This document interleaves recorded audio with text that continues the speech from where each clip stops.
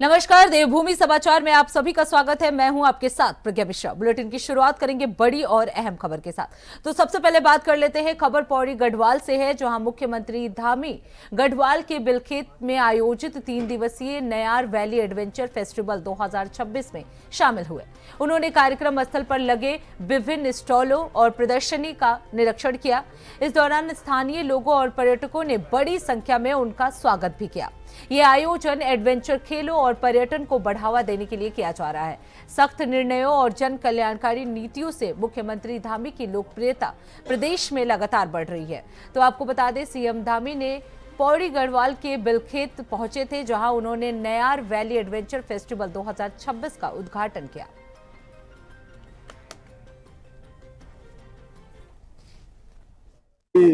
औपचारिकताएं होंगी, औपचारिकताओं को पूरा करेंगे। और इसके पीछे नयार वैली महोत्सव जो 3 दिन का यहाँ पर हो रहा है, इसके पीछे उद्देश्य यही है कि इस क्षेत्र में चूंकि प्राकृतिक रूप से बहुत अच्छा यहाँ का परिवेश है और हर प्रकार से यहाँ पर हरा भरा भी है और साहसिक पर्यटन की बहुत संभावनाएं यहाँ पर है। इस पूरे क्षेत्र में इस प्रकार के महोत्सव होने से इस क्षेत्र के विकास को, यहाँ की आजीविका को, हमारे नौजवानों को, सभी को आगे बढ़ने का, रोजगार करने का, स्वरोजगार करने का अवसर मिलेगा और इस क्षेत्र की समृद्धि का बहुत बड़ा कारण बढ़ेगा। यहाँ सतपुली में इसी नदी पर झील भी बन रही है। ये उत्सव अच्छा लग रहा है, यहाँ पर इस प्रकार का कार्यक्रम हो रहा है। अरे तो जोर से बोलिए, अच्छा लग रहा है ना? कैसे हैं आप लोग? अरे इतना शानदार उत्सव हो रहा है और साथ में अभी 2-3 दिनों के बाद होली भी आने वाली है, तो आपकी प्रसन्नता तो और बढ़नी चाहिए ना इससे। क्यों जुगलान जी, बढ़नी चाहिए कि नहीं बढ़नी चाहिए? मुझे यकीन है कि इन दिनों नयार घाटी में भी हर आंगन में होली की धूम मची होगी। मैं आप सभी को रंगों के पर्व होली की भी आप सबको मैं बहुत बधाई देता हूँ, बहुत शुभकामनाएं देता हूँ कि ये होली का त्योहार रंगों की तरह आपके जीवन में सुखियों के, समृद्धि के, खुशियों के, हर प्रकार के रंग आपके जीवन में आपको मिले। भाइयों बहनों, ये नयार वैली एडवेंचर फेस्टिवल इस क्षेत्र की जो बहुत प्राकृतिक यहाँ का सौंदर्य है, यहाँ पर प्रकृति की जो देन है। अभी आप सब लोगों ने छोटा सा यहाँ पर एक वीडियो देखा, वो हमारे इस क्षेत्र की जो सांस्कृतिक विरासत है और यहाँ पर जो साहसिक पर्यटन जिसको बोलते हैं, उस साहसिक पर्यटन के क्षेत्र में बहुत बड़ा एक संभावना है। अब रुक कर लेते हैं अगली खबर की। खबर देहरादून से है, जहां कांग्रेस मुख्यालय में होली मिलन कार्यक्रम का आयोजन किया गया, जहां पार्टी के वरिष्ठ नेता विशेष जनजातीय वेशभूषा में नजर आए। आपको बता दें, कार्यक्रम में प्रदेश भर के दिग्गज नेताओं ने एकजुटता और सामाजिक समरसता का संदेश दिया। इस दौरान प्रीतम सिंह, गणेश गौदियाल, करण माहरा और यशपाल आर्या समेत कई वरिष्ठ नेता होली के रंग में सराबोर दिखे। नेताओं ने एक दूसरे को गुलाल लगाकर प्रदेश में भाईचारे और सौहार्द बनाए रखने का भी आह्वान किया। कार्यक्रम के दौरान नेताओं ने हमारे संवाददाता से बातचीत में कहा कि होली केवल रंगों का त्योहार नहीं, बल्कि समाज को जोड़ने और आपसी मतभेद भुलाने का अवसर है। उन्होंने प्रदेश में संगठन को मजबूत करने और जनता के मुद्दों को प्रभावी तरीके से उठाने की बात कही है।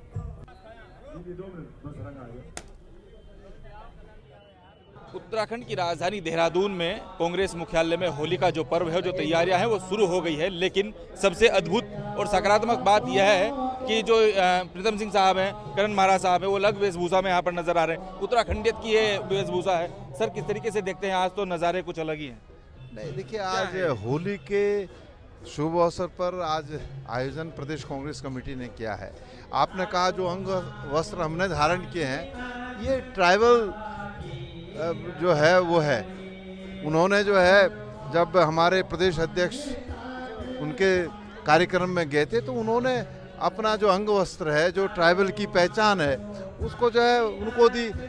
इसलिए हम सब लोग आज जो है होली के इस अवसर पर जो है, जो जनजाति के लोग हैं उनके द्वारा भेंट की गए अपने वस्त्रों के माध्यम से जो होली मनाने का काम कर रहे हैं। तो इसका क्या संदेश, मतलब क्योंकि आपने जिस तरह की वेशभूषाएं पहनी है, आपने बताया, तो मतलब होली के ही विशेष पर्व पर ये पहनी जाती है या नहीं, ऐसा नहीं है कि होली की विशेष, ये तो वो हमेशा पहनते हैं। इसका स्वरूप अलग अलग हो सकता है, लेकिन हमेशा पहनते हैं, और ख़ास तौर से इसको जो है जाड़ों में पहना जाता है। लेकिन अब दिया है तो हम सिंबॉलिक तौर पर यहाँ भी हमने इसको पहना है और होली मनाएंगे। ये संदेश हम देना चाहते हैं कि कांग्रेस सबको साथ लेकर चलने का काम करती है। क्या 2027 में जो ये होली का रंग है ये कांग्रेस पे चढ़ने वाला है? निश्चित रूप से 2027 में ये रंग जो है, जिस दिन मतगणना होगी उस दिन भी हम खेलेंगे। होली का जो पर्व है वो यहाँ पर मनाया जा रहा है। गोदियाल साहब भी हमारे साथ मौजूद है, जिन्होंने ये ड्रेस इनको भेंट की। सर, किस तरीके से देखते हैं? हाँ, तो सारे चेहरे जो बड़े दिग्गज चेहरे हैं वो सभी एक वेशभूषा में नजर आ रहे हैं। हाँ, ये हमारे चमोली के हमारे जो जनजाति भाई जो हैं उन्होंने ये गिफ्ट किया है, और हम आज इसी को पहन के सब लोग होली खेलेंगे। जी, धन्यवाद। गणेश गोदियाल जी ने कहा है कि हमें जनजाति जो लोग हैं वो इस ड्रेस को पहनते हैं, और आप देख सकते हैं होली का जो पर्व है, होली मिलन समारोह का कार्यक्रम यहाँ पर हो रहा है। तमाम दिग्गज नेता यहाँ पर मौजूद हैं, सांस्कृतिक कार्यक्रम यहाँ पर हो रहे हैं, उत्तराखंडियत के संगीत यहाँ पर बज रहे हैं। और प्रीतम सिंह ने साफ तौर पर कहा है कि इस बार जो 2027 का जो चुनाव होने वाला है वो कांग्रेस में होने वाला है, और ये जो होली का रंग है ये कांग्रेस पर चढ़ने वाला है। कैमरा पर्सन हर्ष सुनियाल के साथ ही थे त्यागी, इंडिया वॉइस, देहरादून। अब रुक कर लेते हैं अगली खबर की। खबर चंपावत से है, जहां बनबसा सैन स्टेशन में 27 फरवरी से अग्निवीर भर्ती रैली शुरू होने जा रही है। आपको बता दें, ये 3 दिवसीय रैली कुमाऊं मंडल के पिथौरागढ़ पंचायत के अभ्यर्थियों के लिए आयोजित की जा रही है। रैली में 4000 से अधिक अभ्यर्थी शामिल होंगे, जिनमें सामान्य ड्यूटी, लिपिक, स्टोर कीपर, तकनीकी और ट्रेड्समैन श्रेणियों के उम्मीदवार शामिल है। अभ्यर्थियों को अपने सभी आवश्यक दस्तावेज जैसे कि अंक पत्र, जाति प्रमाण पत्र, एनसीसी प्रमाण पत्र और चरित्र प्रमाण पत्र के साथ लाने होंगे। भर्ती प्रक्रिया पूरी तरह से पारदर्शी और निष्पक्ष होगी। जिलाधिकारी मनीष कुमार और अपर जिलाधिकारी कृष्णनाथ गोस्वामी ने रैली स्थल का निरीक्षण कर सभी तैयारियों की समीक्षा की है। इसके साथ ही आपको बता दें, अतिरिक्त परिवहन, पेयजल, एम्बुलेंस और चिकित्सीय दल की व्यवस्था भी सुनिश्चित की गई है। यारो ऑफिस के साथ जो है कर्नल राहुल साहब जो है चंपावत में, उनके साथ आर्मी और सिविल एडमिनिस्ट्रेशन का पूरा एक कोऑर्डिनेशन मीटिंग हो चुका है पहले ही ऑलरेडी। तो उसी क्रम में आज जो कि 27 से भर्ती यहाँ पे स्टार्ट हो रही है, तो आज उन्होंने जिला प्रशासन और हमारी जो भी लाइन एजेंसीज हैं और आर्मी के जो भर्ती ऑफिसर्स हैं उनके द्वारा ग्राउंड्स का पूरा विजिट किया गया, व्यवस्थाएं देखी गई हैं, और हमने फीडबैक भी ले लिया कि कहाँ कहाँ पर को क्या क्या चीज़ों की उनको और आवश्यकता है। तो सभी चीज़ें हमारी ऑलरेडी यहाँ पर को रेडी हैं। 27-28 को जो है हमारा पिथौरागढ़ के जो युवा हैं उनके लिए जो अग्निवीर भर्ती है, और 1, 2, 3 मार्च जो है वो चंपावत के बच्चों के लिए है, और 4 और 5 जो है वो मेडिकल और अदर जो डॉक्यूमेंटेशन है उनके वेरिफिकेशन के लिए रिजर्व रखा गया है। बाकी पर डे जो है लगभग पिथौरागढ़ के 2500 बच्चे हैं, और चंपावत के लगभग 1500 वो ऑनलाइन आर्मी ने अपना जो यारो ऑफिस है आर्मी का, उन्होंने उसको ऑनलाइन शॉर्टलिस्ट किया है। तो बाकी ट्रैक तैयार हो गया है, इसमें पीडब्ल्यूडी की ओर से पूरी मदद आर्मी को दी गई थी। ARTO साहब यहाँ पर को हैं, RM साहब, उनसे भी हम लोगों ने कोऑर्डिनेशन कर लिया ताकि भर्ती के उपरांत जो भी बच्चे हैं पिथौरागढ़ चंपावत उनको किसी भी प्रकार की कोई दिक्कत ना हो। अब रुक कर लेते हैं अगली खबर की। खबर मसूरी से है, जहां मसूरी झड़ी पानी क्षेत्र में ओक ग्रो स्कूल के पास रेलवे भूमि को लेकर विवाद गहराता जा रहा है। आपको बता दें, उत्तर रेलवे ने कथित अतिक्रमण को लेकर नोटिस जारी कर कहा है कि भूमि जल्द खाली की जाए। रेलवे ने चेतावनी दी है कि यदि तय समय में कब्जा नहीं हटाया गया तो पब्लिक प्रीमाइसेस एक्ट 1971 के तहत विधिक कार्रवाई और कब्जा हटाने की प्रक्रिया शुरू की जा सकती है। हालांकि स्थानीय लोग इसका विरोध कर रहे हैं। उनका कहना है कि उनके पास वैध रजिस्ट्री और सीमांकन के दस्तावेज मौजूद हैं और नोटिस बिना पर्याप्त साक्ष्य के जारी किया गया है। रेलवे प्रशासन ने संयुक्त सीमांकन और निरीक्षण की तैयारी पूरी कर ली है ताकि भूमि की वास्तविक स्थिति स्पष्ट की जा सके। मामला अब चर्चा का विषय बन गया है और दोनों पक्षों की दलीलों के बाद ही आगे की कार्रवाई तय की जाएगी।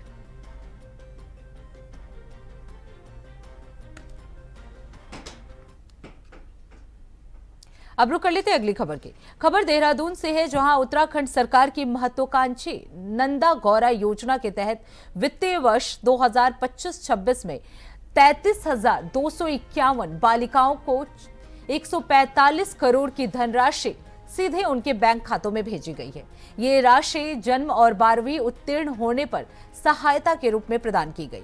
आपको बता दें, मुख्यमंत्री पुष्कर सिंह धामी ने कहा कि ये योजना केवल आर्थिक सहायता नहीं बल्कि बेटियों के सम्मान, सुरक्षा और स्वावलंबन का अभियान है। महिला सशक्तिकरण और बाल विकास मंत्री रेखा आर्या ने भी बताया कि योजना 2017 से बालिका को प्रोत्साहित, संस्थागत प्रसव बढ़ाने और बाल विवाह रोकने और उच्च शिक्षा सुनिश्चित करने में प्रभावी साबित हुई है। देखिए, आज बहुत हर्ष का विषय है कि वर्ष 2025-26 की हमारी नंदा गौरा योजना कि हमारी जन्म लेने वाली बालिकाएं और साथ ही हमारी जो 12वीं पास करने वाली जो हमारी बालिकाएं हैं, उनको आज माननीय मुख्यमंत्री जी के कर कमलों से लगभग 145 करोड़ की धनराशि जो है वो उनके खातों में सीधे डीबीटी की गई है, जिसमें हमारी जन्म वाली बालिकाएं लगभग 5,913 बालिकाएं हैं और लगभग हमारे 33,000 से अधिक बालिकाओं को जो है वो आज गौरा योजना से उनके खातों में सीधे डीबीटी की धनराशि पहुंचाई गई है। तो फिलहाल रुकते एक छोटे से ब्रेक के लिए। ब्रेक के बाद जल्द लौटेंगे। देखते रहिए इंडिया वॉइस। तो ब्रेक के बाद एक बार फिर आप सभी का स्वागत है। रुक कर लेते हैं खबरों की ओर। देहरादून में राज्य कार्यकारिणी समिति की बैठक में राज्य आपदा मोचक निधि और राज्य आपदा न्यूनीकरण निधि के प्रस्तावों की समीक्षा की गई। आपको बता दें, मुख्य सचिव ने बजट उपयोग में डुप्लीकेसी न होने के निर्देश दिए। उन्होंने सिविल स्ट्रक्चर के साथ साथ ग्रीनरी पर भी जोर देने की बात कही है ताकि पर्यावरणीय संतुलन बनाए रखा जा सके। इसके अलावा सुरक्षात्मक कार्यों के टिकाऊपन को सुनिश्चित करने के लिए भी उचित दिशा निर्देश दिए गए हैं। इन उपायों का उद्देश्य राज्य में आपदा प्रबंधन को मजबूत करना है और भविष्य में होने वाली आपदाओं से बचाव के उपायों को प्रभावी बनाना है। इस बैठक में विभिन्न विभागों के अधिकारियों ने अपनी रिपोर्ट प्रस्तुत की और जरूरी कदम उठाने पर भी चर्चा की।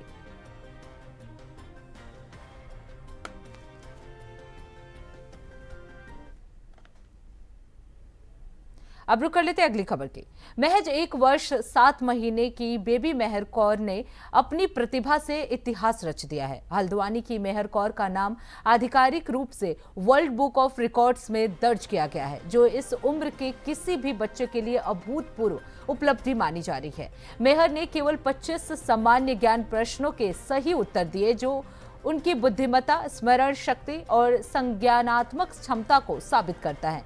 9 फरवरी को मेहर को world book of records and summit and awards में प्रमाण पत्र प्रदान किया गया। मेहर के माता पिता डॉक्टर गुररौनक सिंह और डॉक्टर हरलीन कौर, जो कि हल्द्वानी में चिकित्सा क्षेत्र में प्रतिष्ठित हैं, अपनी बेटी की इस उपलब्धि पर गर्व महसूस कर रहे हैं। उनका मानना है कि बच्चों को सही मार्गदर्शन और प्रेरणा मिले तो वो असाधारण उपलब्धियां भी हासिल कर सकते हैं। ये उपलब्धि न केवल उनके परिवार बल्कि पूरी दुनिया के लिए प्रेरणा है। सर, मैं क्लियर थी कि मैंने बच्चे को मोबाइल नहीं देना है, नो मैटर मुझे कितना एफर्ट मारना पड़े। बिकॉज़ मैंने देखा है कि बहुत छोटे छोटे बच्चे, लोग 8-8 महीने के बच्चों को फ़ोन दे देते हैं, जबकि मुझे नहीं समझ आता कि बच्चे को कुछ समझ भी आ रहा होगा या नहीं आ रहा होगा। तो इसलिए मैंने ये तो ठाना हुआ था कि मैं बच्चे को मोबाइल नहीं दूंगी। तो मोबाइल के बिना भी बहुत चीज़ें होती हैं और मोबाइल बच्चा नहीं देखेगा तो वो आसपास की चीज़ों को देखेगा। तो इसी चीज़ को आगे बढ़ाते हुए कि वो आगे अपनी नेचर को ऑब्जर्व करे, जैसे उसकी रुचि थी, जानवरों में वो इंटरेस्ट लेती थी, तो वो इसीलिए हो पाया क्योंकि वो फ़ोन में नहीं लगी रहती थी। नमस्कार। इसने 19 महीने में वर्ल्ड रिकॉर्ड बनाया है, जिसमें इसने 25 जनरल नॉलेज क्वेश्चंस को समझा और उनका सही जवाब दिया है। ऐसा ये पहला रिकॉर्ड है इतनी कम उम्र में। अब रुक कर लेते हैं अगली खबर की। पूर्व मुख्यमंत्री हरीश रावत आंखों में परेशानी के चलते दून हॉस्पिटल पहुंचे हैं। वो वर्तमान में हॉस्पिटल की ओपीडी में उपचार करवा रहे हैं। आपको बता दें, अस्पताल सूत्रों के अनुसार उनका इलाज लगातार चल रहा है और डॉक्टर्स ने स्वास्थ्य पर विशेष ध्यान देने को कहा है। हालांकि चिकित्सीय स्थिति फिलहाल स्थिर बताई जा रही है। जनता और पार्टी समर्थक उनके शीघ्र स्वस्थ होने की कामना कर रहे हैं।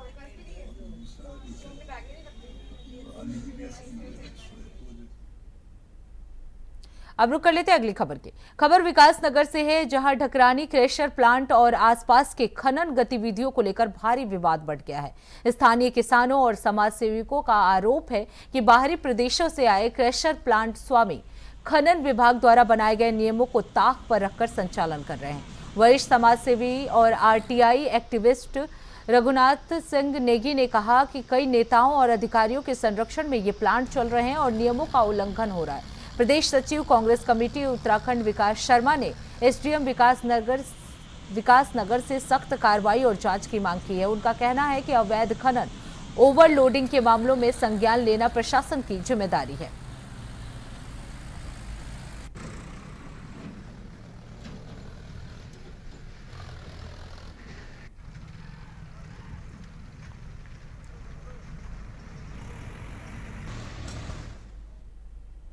अब रुक कर लेते हैं अगली खबर की। खबर हरिद्वार से है, जहां जिला अधिकारी मयूर दीक्षित ने देर रात उप जिला महिला चिकित्सालय और जिला महिला चिकित्सालय का औचक निरीक्षण किया।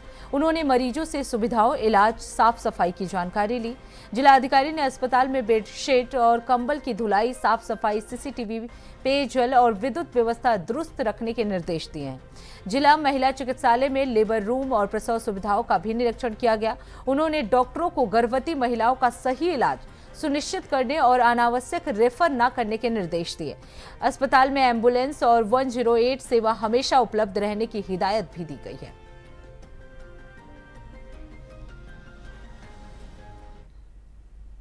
अब रुक कर लेते हैं अगली खबर की। खबर उत्तराखंड से है, जहां LUCC घोटाले की पीड़ित महिलाएं राष्ट्रपति से शिकायत करने के लिए दिल्ली पैदल कूच कर रही हैं। श्रीनगर से शुरू हुआ ये मार्च देर रात तक जारी रहा और अब महिलाएं कोडियाल से आगे निकल चुकी हैं।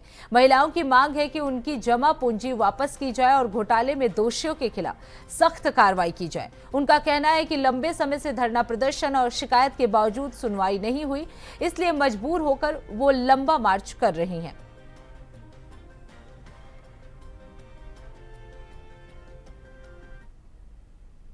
तो इसी के साथ देवभूमि समाचार में बस इतना ही। देश दुनिया की तमाम बड़ी खबरों के लिए देखते रहिए इंडिया वॉइस। तब तक के लिए नमस्कार।